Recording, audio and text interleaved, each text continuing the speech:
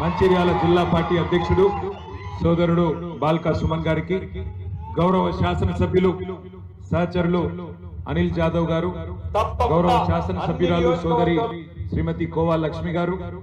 మాజీ శాసనసభ్యులు గౌరవనీయులు శ్రీ దివాకర్ రావు గారు, గౌరవనీయులు మాజీ శాసనసభ్యులు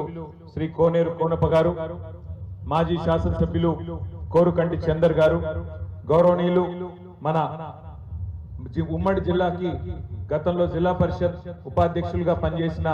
సోదరులు మూల రాజిరెడ్డి గారు, టీబీజీకేఎస్ రాష్ట్ర అధ్యక్షులు గౌరవనీయులు మన జనరల్ సెక్రటరీ గౌరవనీయులు శ్రీ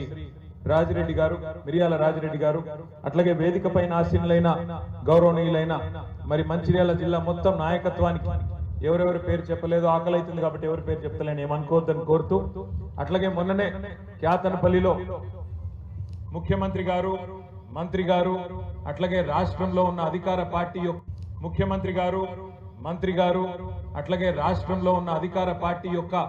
కుట్రలన్నీ ఛేదించి దాదాపుగా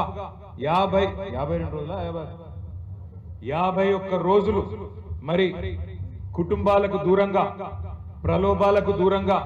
కుట్రలను ఎదుర్కొంటూ, కుతంత్రాలను ఎదుర్కొంటూ తమ్ముడు సుమన్ని రాజిరెడ్డి గారిని జైలుకు పంపిన మొక్కవోని దీక్షతో పోరాడి చివరికి ప్రజాస్వామ్యమే గెలిచే విధంగా పనిచేసిన మా క్యాతన్పల్లి సైనికులందరికీ పేరు పేరున హృదయపూర్వకంగా, అట్లాగే మా మున్సిపల్ చైర్పర్సన్ గారికి, అట్లాగే కౌన్సిలర్లకి, ఉపాధ్యక్షులకి ప్రత్యేకించి ఇక్కడ పొత్తు ధర్మాన్ని పాటించి పొత్తులో మరి మనకు ఇచ్చిన మాట ప్రకారం ఆనాడు మనతో నడిచిన communist party of India CPI party కౌన్సిలర్లకు, జిల్లా నాయకత్వానికి కూడా ప్రత్యేకంగా ఒకసారి గట్టిగా చప్పట్లతో వారికి అభినందనలు చెప్పాలని చెప్పి నేను కోరుతా ఉంటాను. రాజకీయాల్లో ఎన్నో చూస్తూ ఉంటాం, కానీ ఇంత నికృష్టమైన, ఇంత నీచమైన రాజకీయాన్ని మాత్రం ఎవరు కూడా చూసి ఉండరు. 22 కౌన్సిలర్ స్థానాలు ఉన్నాయి. 22 కౌన్సిలర్ స్థానాలు ఉంటే 14 స్థానాలు మనం గెలుచుకున్నాం, అంటే అవుట్ రైట్ మెజారిటీ వచ్చింది. వచ్చిన తర్వాత చర్చనే లేదు, అక్కడేం పెద్ద చర్చించడానికి ఏం లేదు, తర్కించడానికి ఏం లేదు. చెన్నూరు మున్సిపాలిటీలో కాంగ్రెస్ కు మెజారిటీ వచ్చింది, వాళ్ళు చైర్మన్ అయినారు. క్యాతన్పల్లి మున్సిపాలిటీలో మనకు మెజారిటీ వచ్చింది, మన పార్టీకి సంబంధించిన వాళ్ళు చైర్మన్ కావాలి. కానీ ఒక్క మున్సిపాలిటీ కోసం,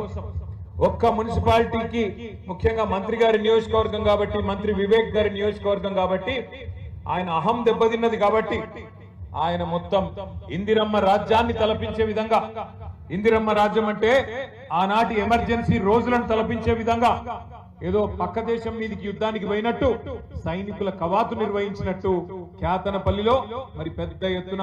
దాదాపు 1000 మంది పోలీసులను పెట్టి, ఆనాడు మా కోవా లక్ష్మి గారు ఇన్ఛార్జ్ ఉండే, తమ్ముడు సుమన్ అక్కడనే ఉండే, వాళ్ళ ఇంటి ముంగట్టుకెళ్లే కౌన్సిలర్లను భయభ్రాంతులకు గురి చేస్తూ 1000 మంది పోలీసులతో కవాతు నిర్వహించినారు. అంత మాత్రమే కాదు, లేని కేసులు బనాయించి ఉల్టా కేసులు మన మీదే పెట్టి దౌర్జన్యం వాళ్ళు చేసి, రాళ్లు వాళ్ళేసి మన కౌన్సిలర్లను ఎత్తుకపోయే ప్రయత్నం చేసి, మన కౌన్సిలర్లని ప్రలోభ పెట్టి, భయపెట్టి, ఇల్లు గులగొడతామని రకరకాల బెదిరింపులు చేసి చివరికి బ్లాంక్ చెక్కులు కూడా రాసిచ్చి, ఇగో బ్లాంక్ చెక్ ఇస్తున్నాం తీసుకో అంటే, ఎవడికి కావాలి నీ బోడి పైసలు అని చెప్పి వాళ్ళ ముఖాననే పైసలు కొట్టి ఇవాళ ప్రజాస్వామ్యాన్ని గెలిపించే విధంగా వ్యవహారం చేసిన మన కౌన్సిలర్లందరికీ నేను హృదయపూర్వకంగా సల్యూట్ చేస్తా ఉన్నా. మామూలు గెలుపు కాదు ఇది. తమ్ముడు సుమన్ని పట్టుబట్టి ఇక్కడ సుమన్ ఉంటే వాళ్ళ ఆటలు సాగవని చెప్పి తీసుకుపోయి ఇక్కడ సబ్ జైల్లో పెట్టలే, మంచిర్యాల సబ్ జైల్లోనో ఆసిఫాబాద్ సబ్ జైల్లోనో పెట్టలే, తీసుకుపోయి ఆదిలాబాద్ జైల్లో పెట్టిండ్రు. ఇక ఆ జైలుకు పోయినాం మేము, అది చెప్పతరం కానీ జైలు. కనీసం ఇక ప్రత్యేకించి దోమలు కూడా ఏర్పాటు చేసిండ్రు సుమన్ కోసం. అక్కడ దోమల పెంపకం కేంద్రం పెట్టి ఆ దోమలను కూడా ఈ నున్నకాడికి పంపించి కనీసం ఓడోమోసో విడోమోసో ఉంటది, గది ఈరాయి అంటే అది కూడా ఇయ్యలే. ఆఖరికి టేబుల్ లేదు, ఫ్యాన్ లేదు, ఘోరాతి ఘోరమైన పరిస్థితుల్లో 16 రోజుల పాటు చివరికి ఆరోగ్యం దెబ్బతిని మందులు తెప్పియమంటే మందులు కూడా తెప్పియకుండా నీచంగా, నికృష్టంగా ఒక మున్సిపాలిటీ కోసం నిజంగా సుమన్ని అడుక్కుంటే వివేక్ ఫోన్ చేసి, తమ్మి జర నా ఇజ్జత్ పోతాన్ని జర ఇయ్యి అంటే మావాడే వారేస్తుండే. అది పెద్ద ముచ్చట కూడా కాదు, మాకు ఎన్నో చూసినాం గెలుపులు ఓటములు. కానీ ఇట్లా నీచమైన పని చేసినందుకు మా తమ్ముడు కూడా మొండిగా జిద్దుగా మేము పోయిన వాళ్ళందరికీ చెప్పిండు తమ్ముడు జైలుకు పోతే ఆదిలాబాద్ జైలుకు పోతే మా అందరికి ధైర్యం చెప్పి ఏం చెప్పిండు తెలుసా అన్నా నన్ను ఇక్కడ 16 రోజులు కాదు 20 రోజులు కాదు నేను ఉండమంటే ఇంకో సంవత్సరం ఉంటా కానీ మీరు మా కౌన్సిలర్లకు ధైర్యం చెప్పండి మా నాయకులకు ధైర్యం చెప్పండి మా కార్యకర్తలకు ధైర్యం చెప్పండి మీరు క్యాతన్పల్లి పోతారా లేకపోతే మా క్యాంపుకు పోతారా పోయి వాళ్ళ మనోధైర్యాన్ని నింపండి అన్న వాళ్ళని కాపాడండి ప్రజాస్వామ్యాన్ని కాపాడండి ప్రజలిచ్చిన తీర్పును కాలరాచే ప్రయత్నం చేస్తున్న కాంగ్రెస్ ను ఖచ్చితంగా బుద్ధి చెప్పే విధంగా మీరు మా వాళ్ళలో ధైర్యం నింపండి అని కోరిండు తప్ప వేరేదేమి కోరలేదు వాస్తవానికి ఈ రోజు ఈ రాష్ట్రంలో జరుగుతున్న అరాచక రాజకీయం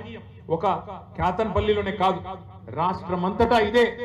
నికృష్టమైన రాజకీయం చేస్తా ఉన్నారు ఇక్కడికి మేము ఇప్పుడు ఈ పార్టీ ఆఫీస్కి వచ్చేందుకు ఇక్కడ మూల మీద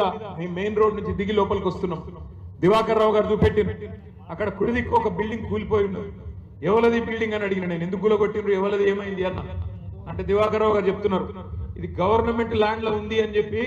మరి ఆయన పేరేంది డి అన్నయ్య అనే ఒక సోదరుడు మన పార్టీకి మద్దతుదారుడుగా ఉండడని చెప్పి సింగరేణి కార్మికుడు ఆయన ఇల్లు మొత్తం 4 అంతస్తులో 3 అంతస్తులో మొత్తం కుప్పగులగొట్టి మరి ఎందుకు గులగొట్టిండ్రు అంటే అదంతా గవర్నమెంట్ ల్యాండ్ ఉందని గులగొట్టిండ్రు అన్నారు పక్కన ఇళ్ళన్నీ మంచి కలకల్లాడుతున్నాయి మరి వీటి సంగతి ఏంది అన్న అవి కూలగొడతారట అవి మాత్రం అట్లే ఉండాలన్నట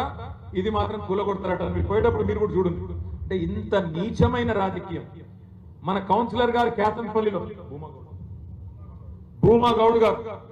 మన క్యాంప్ లో ఉంటే ఈ భూమాగౌడ్ సాబ్ క్యాంప్ లో ఉంటే ఆయన ఇంటి మీదకి ఇక్కడ బుల్డోజర్ పంపించి కూలగొడతామని చెప్పి వచ్చి కొలతలు తీసుడు బెదిరించుడు నువ్వు రాకపోతే